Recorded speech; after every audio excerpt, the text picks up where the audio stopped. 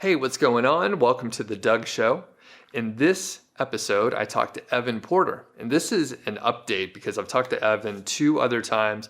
Once when he hit 4,000 per month, and once when he hit 8,000 per month, which are huge milestones. So congratulations, Evan. But sadly, in this episode, we talk about taking a traffic hit and losing some traffic due to some algorithm updates and how Evan has handled it. But he's still, making a full-time income and doing pretty well. So he's just taking it in stride. But it's interesting to hear, the approach. And I mean, not all of these stories are like perfect all the time. We like to think that, but they're not always perfect. So number one, if you're new to the channel, please have a look at some of the other videos. If you like what you see, subscribe. It'll be awesome. It'll be great to have you as part of the community. Number two, if you haven't seen the other interviews with Evan, check those out. It's really interesting to see, the progression over a year in a time frame. So check out those other videos. And Evan has written a blog post for me over at Niche Site Project about zero search volume keywords. Very interesting, very popular. We're probably going to do a video on that as well. So keep an eye out for the video and also check out the blog post. We'll put links for all that stuff in the description so you can get to it pretty easily. All right, let's get to the interview now. Hey, what's going on? It's Doug Cunnington here, and this is the Doug Show. I'm chilling with Evan Porter. How are you today? Hey, I'm good, Doug. I'm glad to be back. And you have been on the show a few times, so I think this is your third time on? Yeah, I'm getting to be a veteran at this point, yeah. It's awesome. Well, for the people that don't know you, can you give a little bit of an intro about your background and just pretty brief, but yeah, what's up with you? Yeah, sure, I'll do the short version.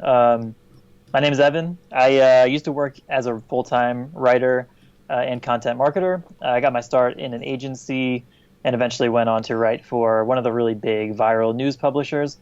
And I got started doing my own blogs and affiliate marketing coming up on 2 years now, maybe a year and a half or so that I've been going at it close to full-time. So these days I do blogging full-time, and yeah, cool. That's pretty much where I'm at. Awesome. So this is like a classic case where like someone had skills. Obviously, writing is a very valuable skill for being a blogger, but you were able to take those skills and you actually, worked at a big company. So you're able to like really learn like web content well, and now you're able to work for yourself, which is super cool. And that's how we got connected at first, because you pinged me and you were like, hey, I'm using the keyword golden ratio, and I was able to like get a lot more traffic. And the first time you were on, if I remember correctly, it was like you were making 4K per month, and then you did some more stuff, and you were making 8K, which was awesome. And then, this has been almost a couple of years now. So this is the update. So where are you at now? This is sort of like the summertime of 2019. Yeah, for sure. Well, I wish I could say it was all rosy, but there's definitely been some setbacks, some trials and tribulations. So when we talked, I think it was January of this year. January is like the really peak season of the main niche that I'm in. So I had a great month. Everything was looking really amazing for a while. And then I got hit by an update in March, the March 12th Google update. I saw my traffic just overnight, not like crazy. I didn't lose everything, but I lost about 20 to 25% of my long tail traffic, it looks like. We were talking before this. I didn't lose any major rankings. There was no obvious symptom. It just seemed like some of those longer tail searches weren't coming in anymore. Like Google had shuffled around the way they were organizing those search results. And my site got hurt a little bit and took a bit of a setback there. But overall, the business is still like pretty healthy. I'm still earning, a full-time income, and just trying to rebuild what I had lost there. Got it. And then like, did the earnings drop correspondingly, like the 25% as well, or was it different? Yeah, more or less. I definitely felt like a lot of my money pages and the Amazon affiliate type pages got hit the most. But I have multiple revenue streams, and they all kind of had gains and losses in different areas. So it's hard to say exactly, but yeah, I mean, the overall revenue took a big dip as well. Okay. And how did you deal with that? Like on just a personal level. Cause that's like, this has Yeah. happened to me, right? It's a real kick in the ball. Yeah. So how'd you handle Yeah. it? A lot of freaking out, a lot of cursing, drinking. No, no. I mean, I just reached out to smart people that I know, and I was like, "Hey, what do you know about this update? Like, what's going on? Was there a specific thing that Google was targeting?" I never really got a clear answer. I mean, I know a lot of the times you don't really know, right? People have guesses and predictions, and there's evidence that leans one way or the other. But I wish it was as simple as you can just go flip one button on your site and get everything back. But it's often quite a bit more complicated than that. So I just had to kind of accept that. Okay, this is a setback, and I gotta kind of rebuild a little bit. I mean, it was a good thing that I didn't lose my main keyword ranking. So it's not like, oh, Google hates my site now. I just kind of saw a dip. Again, like that longer tail traffic, like potentially I had some posts ranking for things that they didn't really deserve to rank for. And that's gone. And so I just got to build it back up. Got it. And what did you do like actually on the site? Did you try to add some more like credibility or what was your approach? And I'll just leave it at that. What was your approach? Yeah, well, it definitely made me kind of take a step back and take stock of my strategies and things like that. So I've been trying to get some more links, doing some more link building. It's something I've really neglected this deep into the site, and with it being so big and making a good amount of money, I feel like that left it a little bit vulnerable. So I've been able to get some good links through kind of guest posting and writing articles for like media publications and things like that. I've looked at my site speed, which I realized was not ideal, and so I've made a couple tweaks to kind of bring that up, and just kind of turning over every stone, Sure. So I think that the link building thing is interesting because, knock on wood, I haven't had any issues in the last few years with any of the algorithm updates.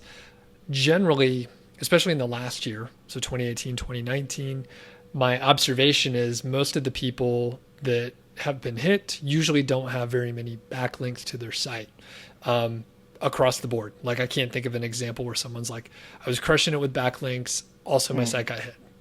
I haven't seen that. So yeah. You mentioned you neglected it. Did you have very many links like up until March? Well, the site's over 2 years old now, so it has accrued some natural backlinks. It's accrued a lot of social media shares and forum posts and things like that. I did one link building campaign early in the site's history, which got a couple. But other than that, no, I wouldn't say it had like a huge backlink profile.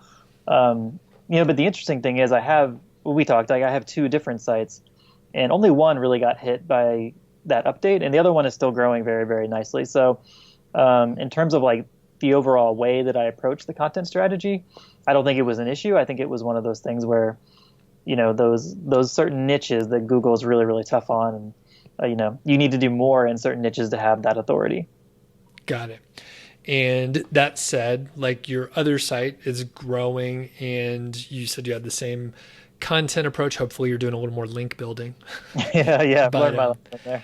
So, like, can you give us an idea on like how old the second site is, like the amount of traffic, and any other details that you want to share? Yeah, so the second site I started last June, so it's almost exactly a year old right now.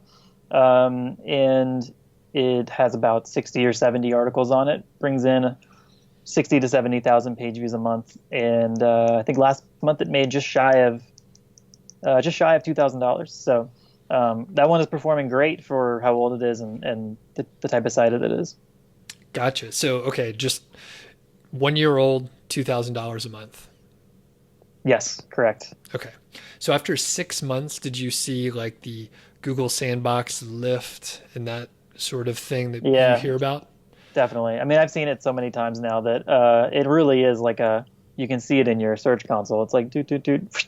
It is overnight practically, almost exactly at that 6 month mark, if you've been putting in the work and you have enough content to see it. Yep. Awesome. It's always good to get like more data points. So I have been hearing there's like a 1 year sandbox too. So like Are you past 1 year, or is it like going to be in the next few days here?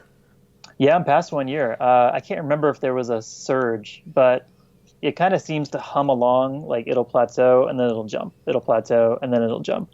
That's kind of what I see in the search console in terms of the organic traffic. So yeah, I mean, it lines up. When you hit that year point, you definitely you have a lot more possibilities as for what you can rank for. Okay, cool. And let's see. So we got the links. You're doing a little more. So are you doing like regular guest posting, or what's your approach with link building? Yeah, so what I've been trying recently is, my background is in writing. Like I wrote for real media publications and stuff like that. So I've been working on pitching like media outlets, like big media sites that are relevant to my niche. Think like, like a Huffington Post that covers everything. There's almost no topic that they don't cover. And it's a little bit different than a typical guest post. Like you have to pitch, and you may even get paid for some of those opportunities. And you got to use your real name, you got to use a real photo, you got to have writing chops. But you can often get a link in your little author profile that can go back to your site that can be pretty powerful. So that's kind of a high effort approach to be pitching big publications like that, those big fish. But I feel like that's something that not a lot of bloggers are going to be able to do. And so with my background, like I've been going for it. Taking advantage of that. That's For sure. awesome. And then I feel like you were doing some Pinterest work in the past. Is that right? Am I remembering that? Yeah, definitely. I do utilize Pinterest, and it's a great traffic driver for me. But lately I've been trying to scale down the time that I put into it because I don't want it to become a time suck, and it's honestly not my favorite thing to work on. So my approach right now is I've made pins for every post that I've ever published, and I make new ones as they come up. And I just have the Smart Loop feature on Tailwind going, which is just you kind of make a list of your best performing pins, and then it loops and it repins them over and over again, every couple of months, spacing them out appropriately. And I pin, new stuff as it comes up. And that's basically the strategy. I like to keep it really, really simple so I don't spend hours and hours on it. Okay. And do you have a handle, like, does that traffic from Pinterest convert well, or is it just nice to have as far as like traffic from another source? Yeah, it can be a little bit bouncy. People, their attention span isn't super sharp on social media. They can bounce in and out. But the good thing is that I monetize with ads as well. So, the raw traffic is valuable to me. And I finally got around to putting a basic email capture on my site. So I'm trying to drive people into that too. So at the very least, I'll get the ad revenue and potentially some email signups. Cool. Gotcha. And what network are you using for your ads? I'm on Mediavine. They're on both of my sites, and they've been awesome. Okay. Is there any like minimum traffic requirement for Mediavine, and any other details you could share? Yeah, you need to have 25,000 sessions per month. That's the minimum to get in. I think they like to see a little bit of history with that traffic level.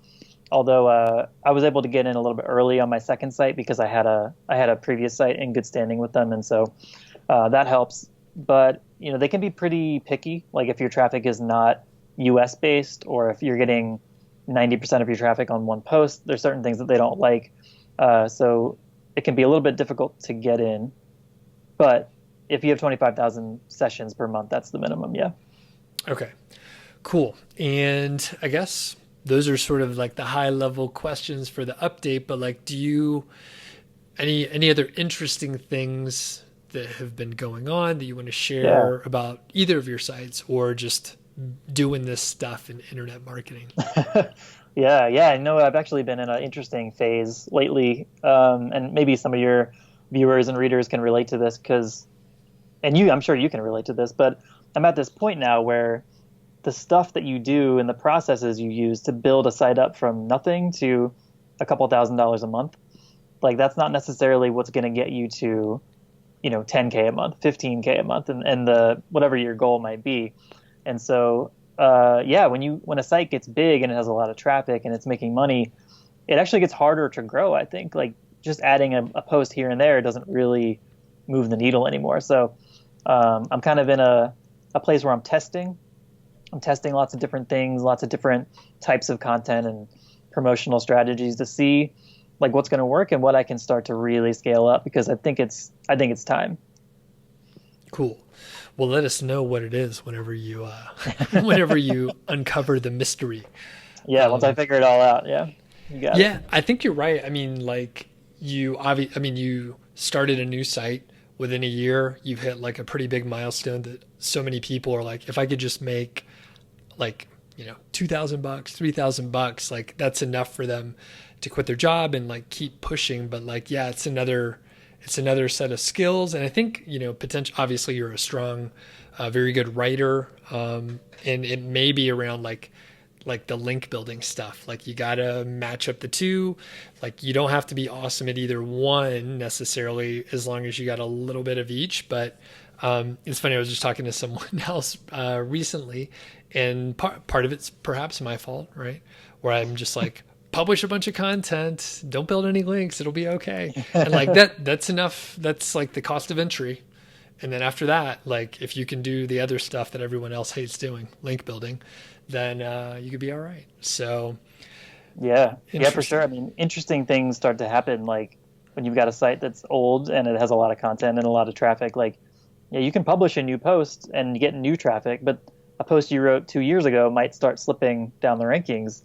So you got to do a little bit more than just like publish one new post a week to continue to grow. But like early on, it's not hard to go from $100 a month to 500. Like that can happen in 1 month. But yeah, those like tiny invisible incremental gains, like that's what you're seeing when when your site is at a certain size. So you need to overcome that somehow. And that's kind of where I'm at right now, is in that re-strategizing phase. Cool. So we're going to be talking about another couple topics in future episodes. So you actually wrote a guest post for Niche Site Project. So thanks for doing that, but it was around zero search volume. So we'll talk about that in another episode. People keep an eye out for that one, or an ear out if you're listening to the podcast. Evan, where can people find you at? So you can actually go to wordsbyevanporter.com. It's all one word, Words by Evan Porter.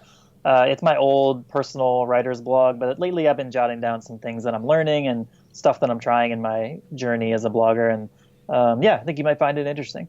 Cool. So I'll put a link for that. And thanks a lot, Evan. We'll catch up with you next time. Thanks, Doug. Thanks again to Evan. I really appreciate you taking the time to share your story with the Niche Site Project community. And everyone, go check out his blog post on the zero search volume keywords. Very interesting. All right, that's it for now, and we will catch you on the next episode.